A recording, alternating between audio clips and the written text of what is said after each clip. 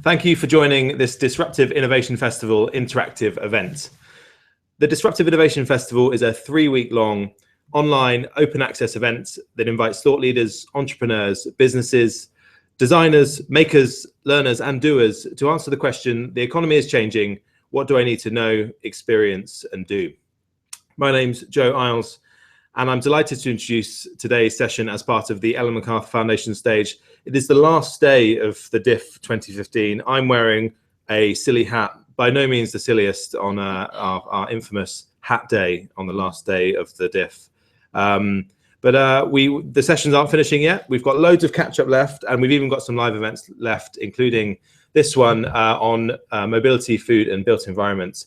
For this session, I'm joined by Ashima from the Ellen MacArthur Foundation, project manager and working on the Growth Within report. Do you want to just say a bit about yourself, Ashima? Yeah, sure. Hi, everyone. My name is Ashima. I've been with the Ellen MacArthur Foundation for almost a year now, and I was project manager for the Growth Within report that we're going to be talking about today. Cool. And Growth Within, if you're watching this and you've been to some other Disruptive Innovation Festival sessions, you may have heard about it. You may have even been to some sessions on it. It's a report that was published earlier this year on the circular economy. And Ashima, you spoke about it in week 1, but specifically about the food part of the report. Exactly. And Martin Stuckey from McKinsey spoke about it as part of the TU Delft Big Top 10. So there are other sessions out there, maybe going into more depth on kind of what the report is about, maybe some of the facts and figures. But for this session, we're going to take a slightly different approach. We're going to go through using an interactive infographic to dissect some of the key points of the report. So we'll have a quick recap in a few moments from Ashima about what a bit of a summary of the report. But after that, we're going to switch to an interactive session. So below this video, if you're watching on the Disruptive Innovation Festival website, below in the discussion box, you can see I've posted the link to an infographic about Growth Within hosted on Red Pen. Head to that link now, load it up in a new tab in your browser, and you'll see that people have already started commenting on the infographic. So what we're going to do, after we've had a quick recap on Growth Within, I'm going to share my screen so people watching can see, but also we're going to head down through this infographic bit by bit and take some of my questions and importantly your questions from the audience. Questions, suggestions, feedback, comments on some of these key points. What if you need more information or something isn't clear, or you see some challenges or barriers to what's being suggested in this Growth Within report, then add them to the infographic using Red Pen. It's a really simple tool to use. Just click to add a comment, and we'll take some of them. We'll put them to Ashima, and we'll talk through them as the session progresses. So we look forward to hearing from you. We want all your questions and comments through Red Pen today to get the discussion going that way. But why not get us started, Ashima, with a bit of a summary on Growth Within, what it is, how it came about, and what the key points. Yeah, absolutely. So Growth Within, the title is Growth Within: A Circular Economy Vision for a Competitive Europe. It is one of the Ellen MacArthur Foundation's latest reports on the circular economy, and we worked on this with McKinsey and the Foundation's son. It was published earlier this year in June, and was really one of the largest sort of research efforts that we had on the circular economy in the last year.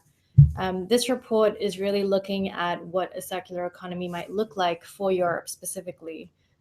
Importantly, it's also looking at what the implications of a transition to a circular economy might look like. So things like, what is the impact on growth? What's the impact on jobs, on the environment as well in terms of emissions and resource use, etc. So definitely a lot of interesting hardcore figures in there, lots of analysis behind it. Yeah. And the focus of the report was looking specifically at 3 different sectors: mobility, the built environment, and food systems, which all come together very nicely in cities as well. So a little bit of looking at sort of the urban angle of all of this. The timeliness of the report, I mean, the report itself is very timely in terms of implications for Europe. As some of you might know, the European Commission has actually putting together a package at the end of this year on the circular economy. So this report was launched in Brussels as part of the Circular Economy Stakeholder Conference. Lots of very positive feedback on the content of the report, and generally a lot of enthusiasm around the circular economy as sort of an engine for growth and innovation and employment in Europe so far. Great. Yeah. Okay, so that's brought people up to speed. As we say, there are other sessions out there if you want more of the kind of maybe the background, the cold hard facts. But today, this is, as we say, this is about interaction. So I want to head now to the red pen graphic that we're using on Growth Within. You'll find it in the comment section. It's below this video player on the DIF website in the discussion box.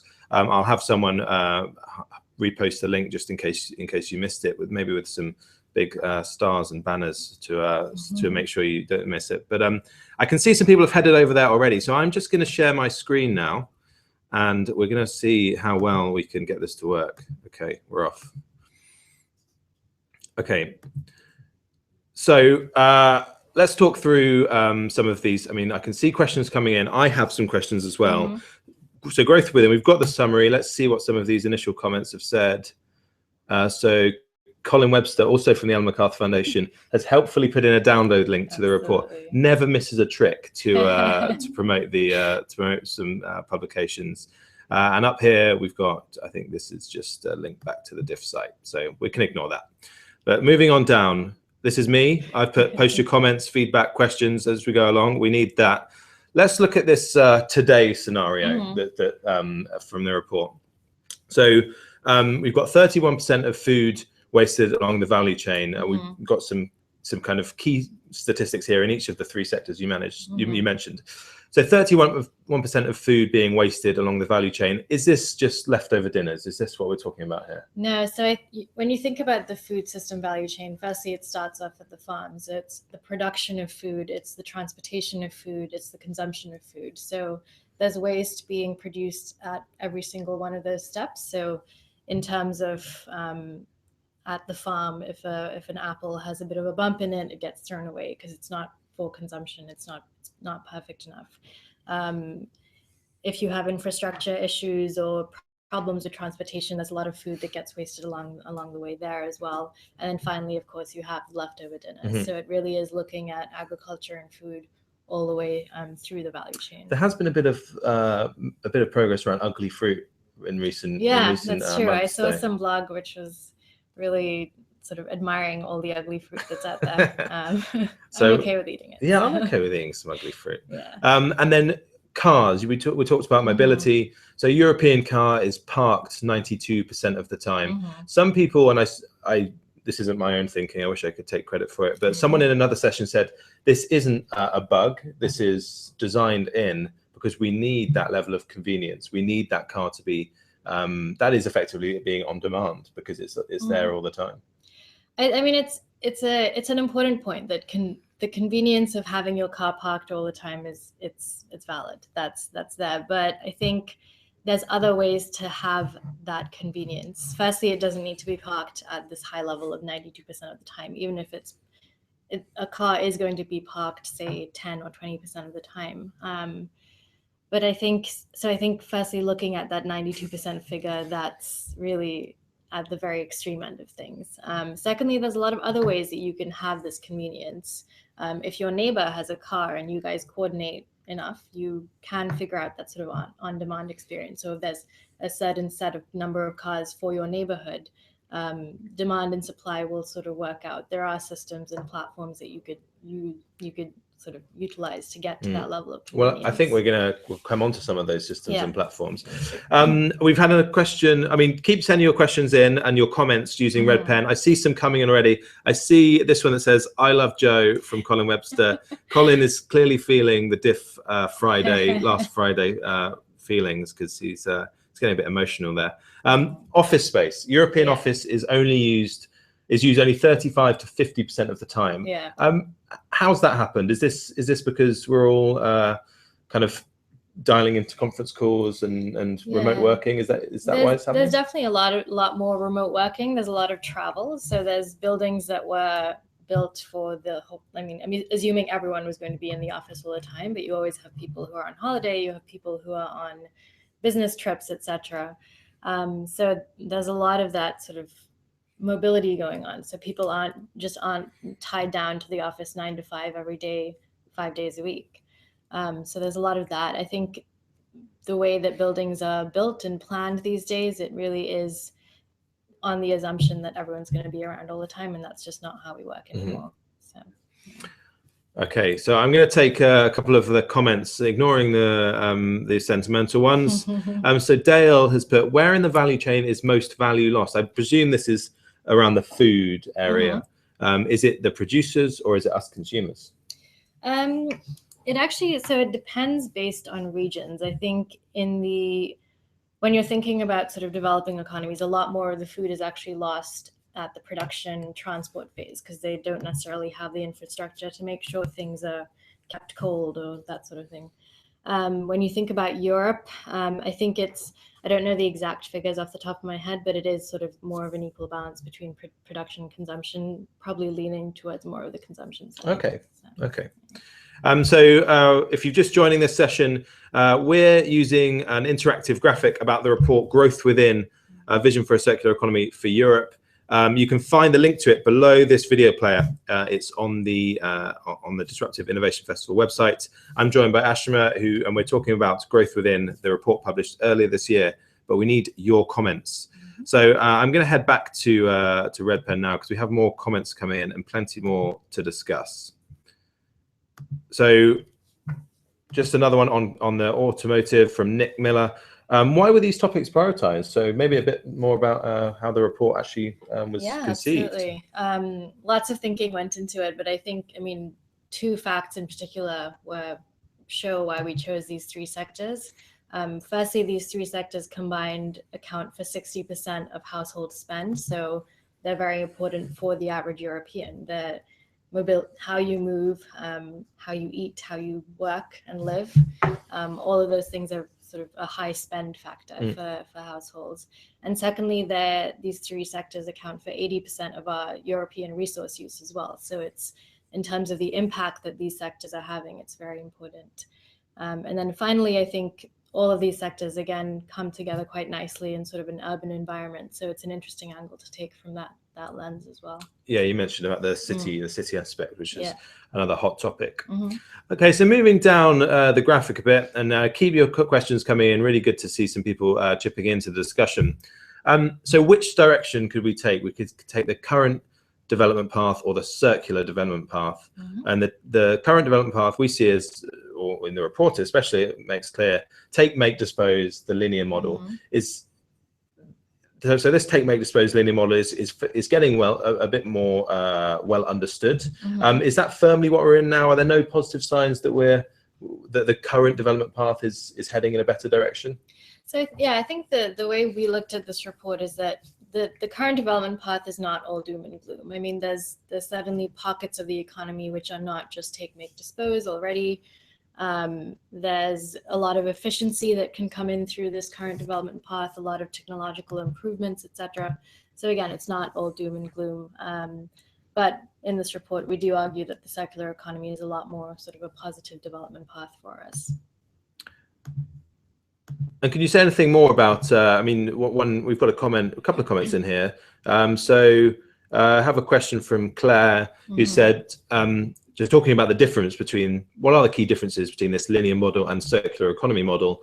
Claire's put, interested in what we mean by interconnections here, because that's pulled out as one of the key differences. Could you give some examples, please, to help illustrate how these distinguish circular from linear economic models? Yeah, absolutely. So I think the whole idea behind the interconnections piece here is that there's a lot of improvements you can make specifically to mobility or cars, to the built environment. And the linear model right now is looking at a lot of those problems just in a sort of independent lens and separately.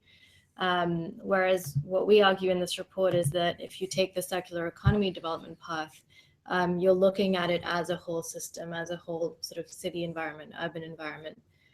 One example of how you look at things with these interconnections is, say, With mobility, if we move towards a system where you have less cars on the road, that frees up parking space in a city. What do you do with that freed up parking space? Do you just build more sort of buildings that are going to be sitting there empty? No, you think about how you can incorporate green space or use it in other ways when thinking about the built environment. So it's thinking about those links between these different sectors and not just looking at them independently. So where it says on the graphic, optimize elements of the system independently, we could, as you say, make some improvements in transport, for example, but only by matching it up with other developments elsewhere and perhaps through a circular economy framework could you realize some wider benefits. Exactly. Yeah. Okay. Well, hopefully that's clear. We've got some more questions coming in. So take, make, dispose. Nick Miller said, what's currently not take, make, dispose?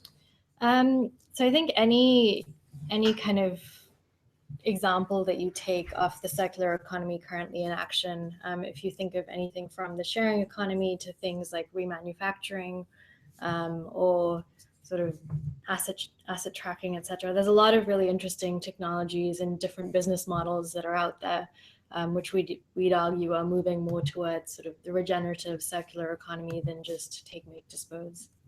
Okay. And Nick's also said, how much is wasted before the consumer? I guess it means generally across the three sectors. Yeah, so there was, I mean, I feel like a lot of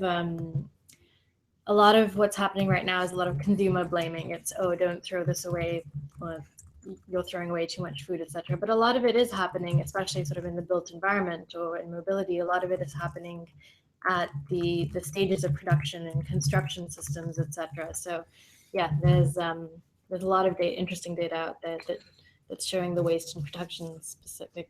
Well, Colin suggested that 70% of waste is created pre-consumer, but that's not a sector specific figure. It's maybe more of a generalization. Right. Exactly. Okay, so linear model, circular economy. These are the two lenses that were applied to these three sectors as in growth within. Keep comments coming in. We can always scroll back up and answer them. We just did miss one here from Danny, actually. Take a look at my eco rating tool for design and build of buildings. We need a holistic life cycle C2C approach that achieves affordable, good performance with minimal to zero impacts on the planet and people. Well, that's a big statement. We do discuss the built environment a little bit more further down, but pick out something like cradle to cradle and maybe like life cycle analysis. How much do these other kind of schools of thought impact on the work within? Yeah, I mean, firstly, cradle to cradle is a huge influence for generally the circular economy. It's sort of part of the basis for a lot of the thinking in the report.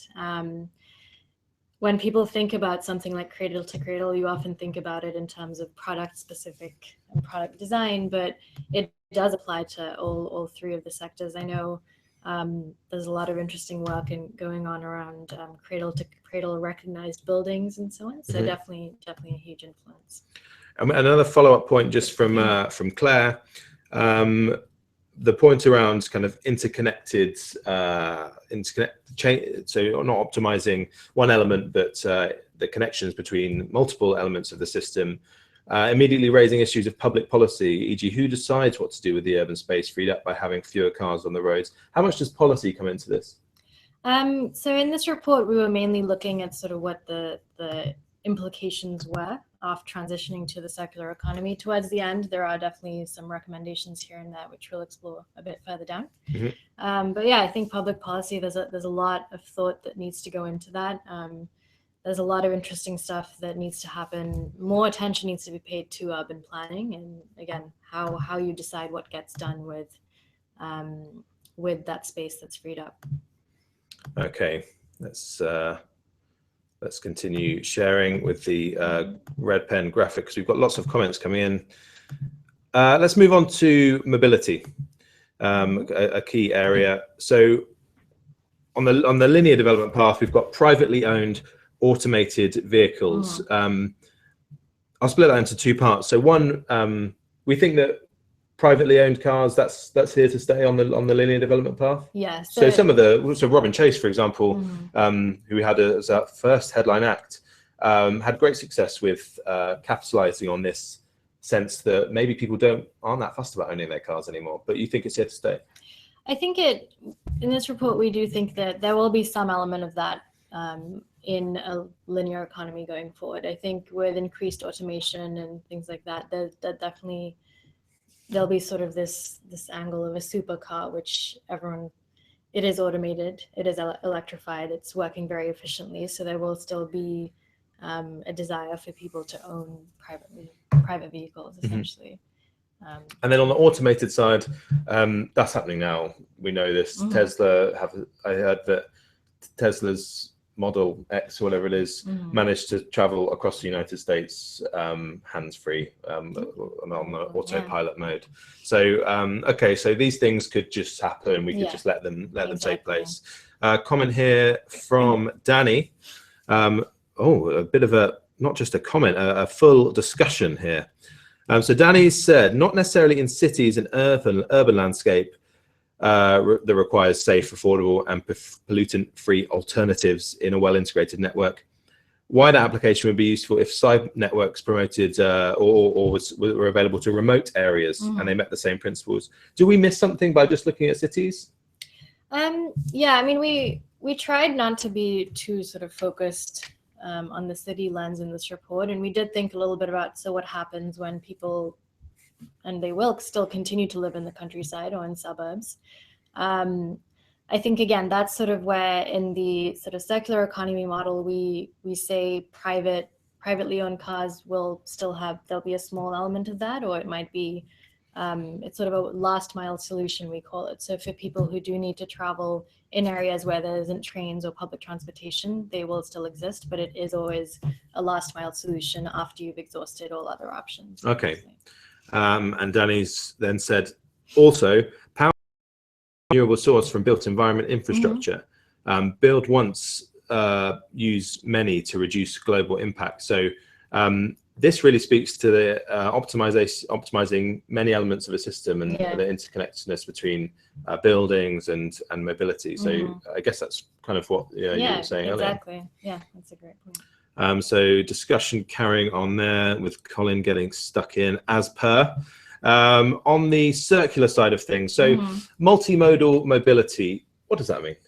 Yeah, so it's definitely a buzzword these days, but it took our team at least a long time to understand exactly what it meant. But essentially it's looking at all sorts of transportation devices and uses and modes that you can take to get from point A to point B. So it's thinking about public transportation, it's thinking about cars, it's thinking about cycles. So every possible transportation mode you could have. The multimodal system will allow you to choose between any of those based on your personal preferences, where you need to go, that sort of thing. And Claire's added, are there some examples of where multimodal mobility systems are being implemented? Where in the world is most advanced at this?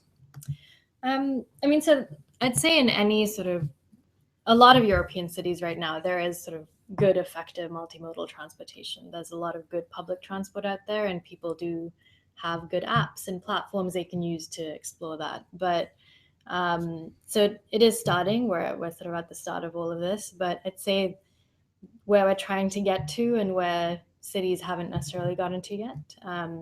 One great example of a city trying to get there is Helsinki.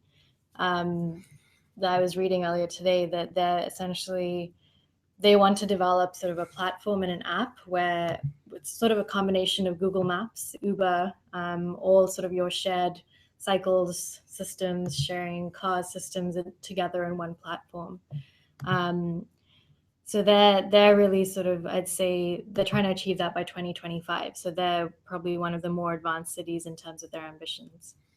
And talking of recent developments, I saw Oslo wants to ban cars in the city centre. Is this just about less cars? No, it's not. I think people, there's a lot of cities out there which are now going sort of car free for a month or a day or more than that, etc. So there's a lot of interesting activity around that. But I think it is about, okay, if we're going to ban cars, what else are we going to put out there? Okay. People need to get around that kind of thing. Okay, so moving back to the graphic now, because more comments coming in. what have we got here?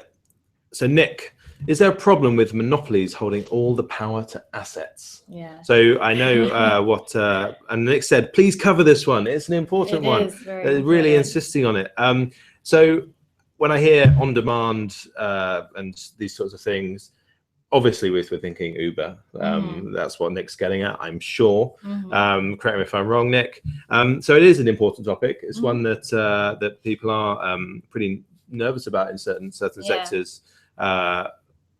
So yeah, what's your view on this? It is part of the picture. Yeah, I mean, so we painted this lovely vision of sort of a multimodal society where people are getting around very easily and effectively, but I think this was one of sort of the major challenges and aspects that still remains an open question, honestly, as to how do you make sure that it's not just one large company that owns all the cars in the cities and they have control of all those assets, essentially. So I think I would absolutely say this is a question we still need to discuss.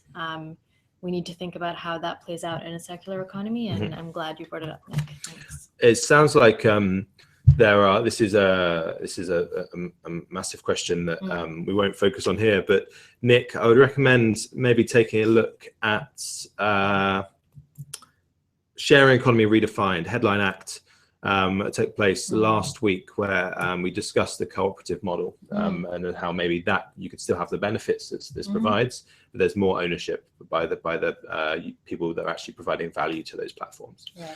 And then over here, what are the benefits of this approach with regards to public space?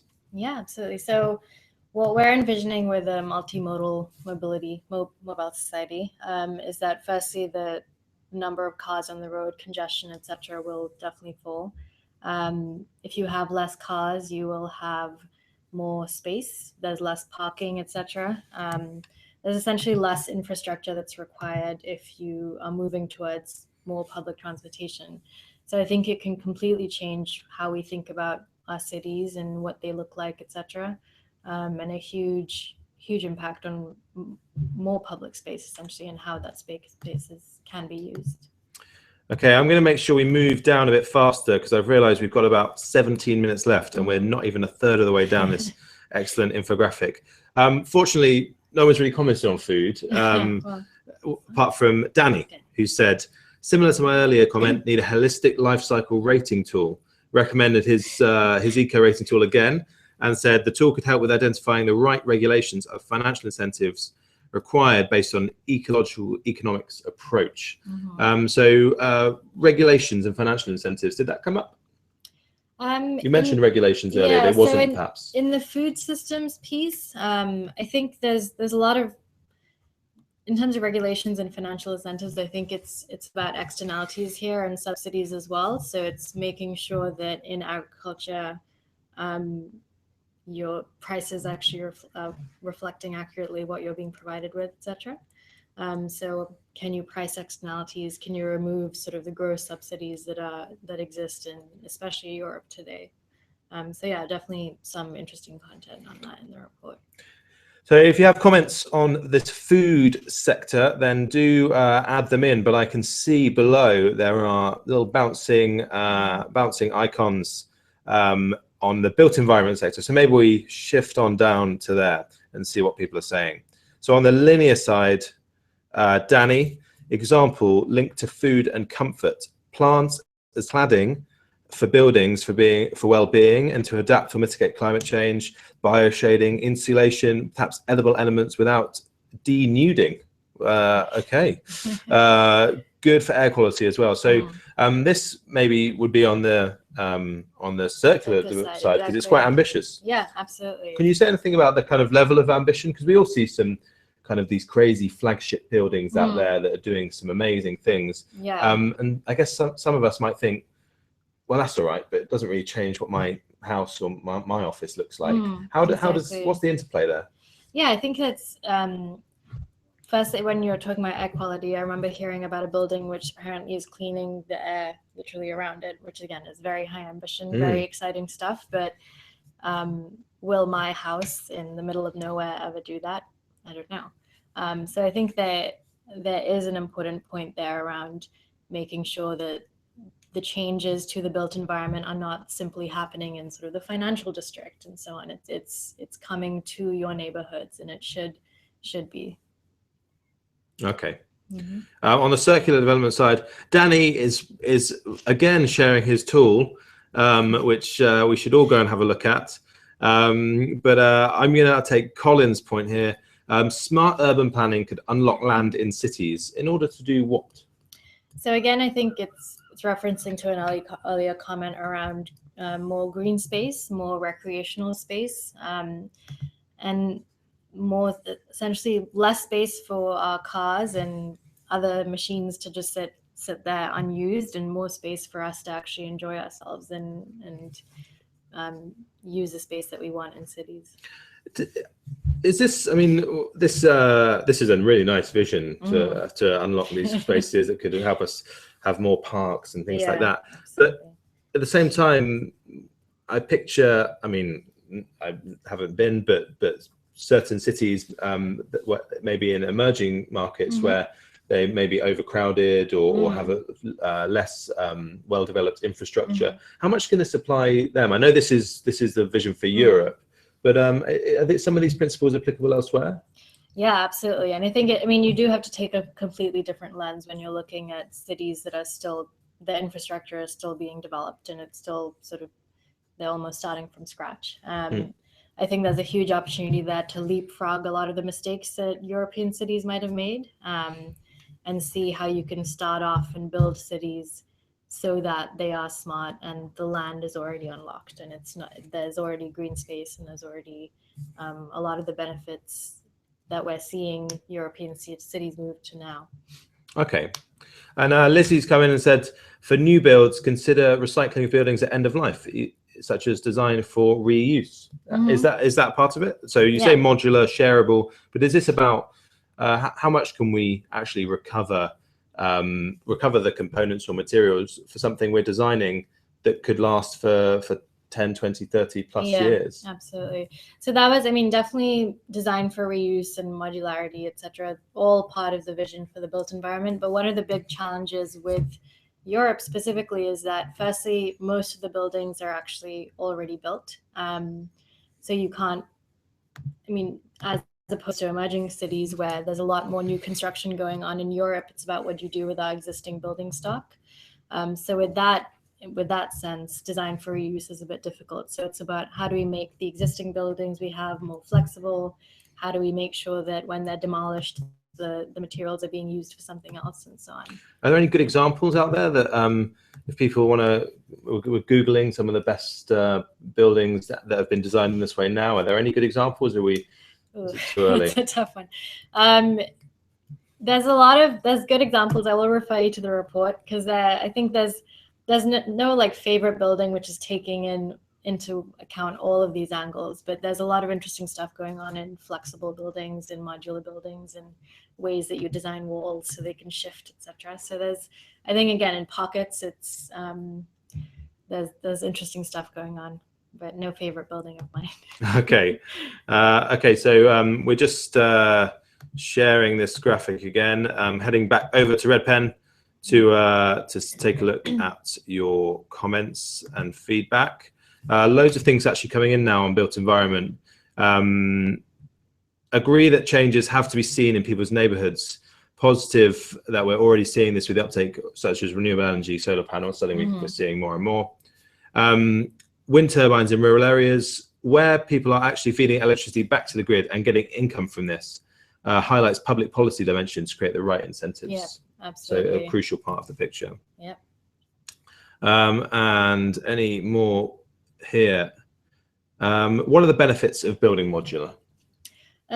Essentially, modularity just gives you a lot more flexibility. So say an office a building has been built in the financial district of a city, and it's now no longer being used as an office, or there's not as many people in it.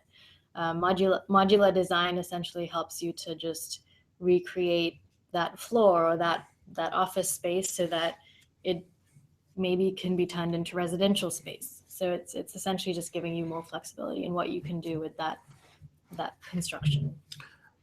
Okay, we've talked through some of the key areas in the three main pillars in growth within. Let's look at, and just to reiterate, the reason that these were looked at were that they represent 60% of European household spend and 80% of resource use. So impact by 2030. So here we have the economics. So linear model, 0.9 trillion. Is that a saving? It's the benefits. Okay. Yeah, Oh, so it could offer year, 0.9 trillion euros, and then 1.8 trillion on the circular side. Can you say anything a bit more about those statistics? I know they're elsewhere throughout the diff, but can you elaborate on them a bit?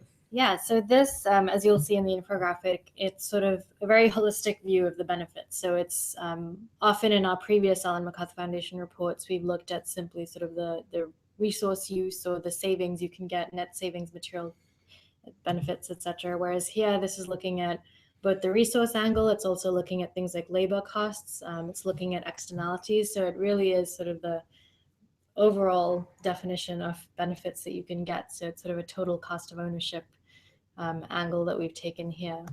And in terms of the two figures, you'll notice that, of course, there are benefits to in the current development path from improvements in technology, etc. But there's sort of a double the benefits you can get, the 0.9 versus 1.8, if we do take on the circular economy. So to those of you watching online, I have been told via Red Pen actually, and Colin via Red Pen, that there is a delay. It is part of Google Hangouts. Unfortunately, it's part of the course with this particular platform. So what you're watching will be slightly delayed from our discussion here, but we will get to your comments. We have got about 8 minutes left in this session. I'll head back over to Red Pen now because I see more comments coming in. If I can find out how to do that. Okay, we're off. So there's more comments on the built environment sector. I'm not going to focus on them now because I think it'd be great if we could keep this discussion going after this session is done.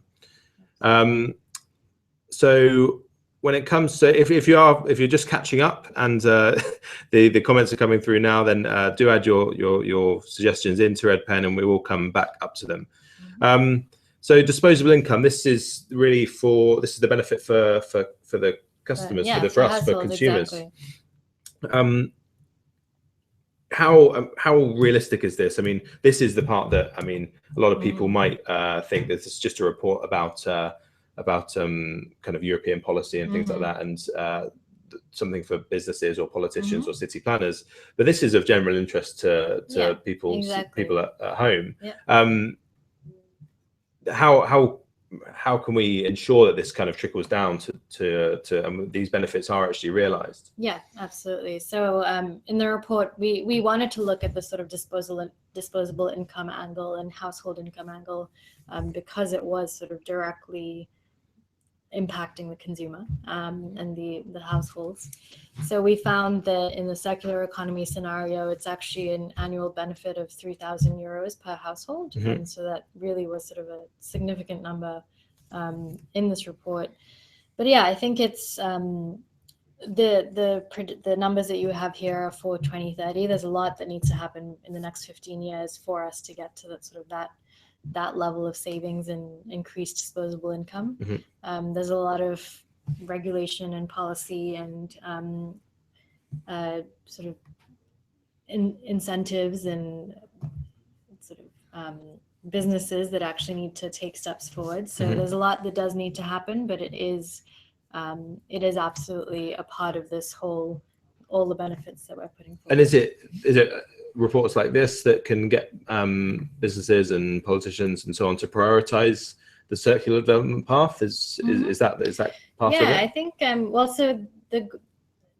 this report especially was, as I mentioned earlier, was timed essentially very luckily that it was very influential for the European Commission in thinking through their circular economy package. It kind of helped raise awareness about what the circular economy impacts could be for Europe. So I think it is important for politicians, for regulators, for businesses when they're trying to make these changes, to have numbers and examples and things like that, which are in this report, to help back them up. Okay, so we've got about 5 minutes left. I'm going to move on down a bit. Thanks for those of you sending your comments in. Keep them coming in. GDP 4% up in the linear development path compared with 11 on circular. But the big question from Nick that I'm sure you get all the time: should we measure other things than GDP? If so, what to suggest? Yesterday, someone suggested the Genuine Progress Index. I think that's one that's out there. There's the Happiness Index. Yeah, exactly. So that's my personal favorite. That's your personal favorite. So, so should we be measuring other things than GDP? Yeah, I think, I mean, for this report, again, lots of interesting discussions we had around GDP. We know that it's a flawed measure. We used it as a measure here because that's simply how right now society is measuring growth and success. So we wanted to make sure that the numbers we were putting forward reflected that. But yeah, completely agree. There needs to be something out there that's either in addition to GDP. There's plenty of options, some of which you mentioned, but that's definitely something still under discussion. So you could go ahead and have used a different metric, but then it would limit the impact. Yeah, exactly. Seems like there's another track of work that needs to happen. Yeah. To actually shift the world from thinking in that I think way. there's a lot of interesting research that can be done around metrics and how we measure growth, etc. So yeah. Okay. Back to Red Pen and the growth within infographic. Who is applying other measurement matrix? Do we know the answer to that? Maybe this is one to continue. Yeah. Should we continue afterwards? Exactly. Still on this graphic, we'll add some links in there. Resources and externalities. We have a decreased emissions claim on the circular development path. So Nick's or Danny has put his comment right above that other number. So reducing emissions by 48%. So what's this based on? How is it measured? So this was emissions. Basically, McKinsey has done a lot of work on the impact of different transitions, etc., on emissions, and this was using McKinsey-based models. So if you have any specific questions about the models they used, happy to connect offline again on how exactly the calculations were done. But in terms of what that number is looking at, it's essentially looking at, okay, if you move in mobility, food, and the built environment, if you implement all of the changes that we put forward in a circular economy, what's the impact on emissions? So resources and externalities, definitely part of this report, but would you say this is a way that this growth within report differed from previous studies on the circular economy, because it didn't just look at resource use, but other aspects as well about the way that we live and work in cities? Exactly. And I think that the aim of this report was really to look at that holistic, take a holistic approach and look at what exactly the implications are in all sort of all aspects. So growth, jobs, environment. Okay, running a bit short on time here, but we'll crack on and get through this. A couple more of the big questions. Employment review. So growth within contained a review of 65 academic studies, largest meta study to date on the relationship between employment and circular economy, and it indicated positive employment effects. That's not enough for Nick Miller, who said more detail, please. Any thoughts on providing a basic income? Collins chipped in and with some examples from the diff. Any more detail you can find on the employment picture? So firstly, there's a lot of, this was sort of just a meta study on what the impacts of a circular economy are on employment. There's a lot of other reports out there, for example, from the Club of Rome, which is looking at specific implications on jobs for different countries, etc. So lots of that sort of information out there. Happy to send some links over, etc. But yeah, that's what I can do quickly. Okay, let's head back, and we're getting into the home straight now with this growth within infographic. So how? It all sounds great. better cities. They the whole system's optimized, lots of savings on resource and externalities. But how we do it, there's 4 areas identified here. Any you'd like to pick out as exceptionally important? Yeah, so I'll pick on the first on the left and the last. So in terms of learning, research, opportunity identification, in the report, actually, we identify a long list of research questions around things like macroeconomics, around things like metrics and so on that we think are really important in making this transition. So definitely recommend you take a look at that. In terms of the last one around balanced economic governance system, I think that has a lot of the conversation around what are we doing about things like GDP and metrics, and how do we make sure that we're pricing externalities or recognizing them in some way so that we can more easily make the shift towards a circular economy. What's a value-preserving material backbone? That sounds like a lot of you might see at a interesting museum. words. Yeah, exactly. So that's basically referring to things like secondary material markets and standards that you might put in place sort of at an all Europe level around materials and what's used and what's not used and so on. So it's really thinking about materials more broadly. And then finally, why now? So we've got 5 areas here. Enabling technologies. I'm gonna reel them off, and you say we'll play word association. So enabling technologies. What are we talking about? Anything digital, sharing platforms, etc. Lots of stuff. Investment as stimulus. Lots of money coming in. I know the European Union is putting a lot of money behind the circular economy right now. So. Shifting consumer behavior.